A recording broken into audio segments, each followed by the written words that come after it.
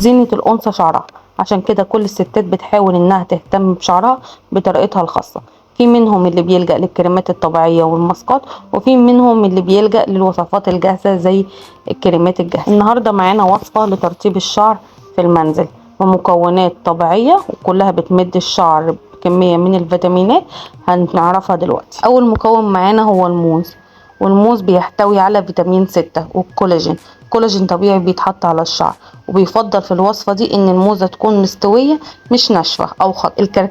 الكركديه بيعتبر مكون طبيعي بيحتوي على مضادات اكسدة عالية جدا وبتفيد الشعر بشكل غير طبيعي. كمان هو بيعتبر مرطب بينصح بيه دكاترة الجلد. اخر مكون معانا هو العسل، والعسل مرطب طبيعي، وعلى عكس ما يشاع عليه العسل ممكن ازالته من على الشعر بشكل طبيعي جدا وبشكل سهل، وده من خلال غمر الشعر بكمية من الماء تساعد على نزول العسل بالكامل بعد انتهاء مدة المسح. هنحضر الموز المستوي مع مغلي الكركديه نص كوباية بالظبط مع معلقتين من العسل، وده بحسب طول الشعر. هنضرب المكونات دي في الكبة وبعدين هنصفيها عشان بذور الموز.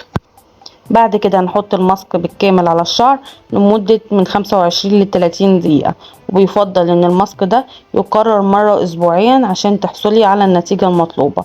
تابعونا على مولاتي عشان تعرفوا كل جديد.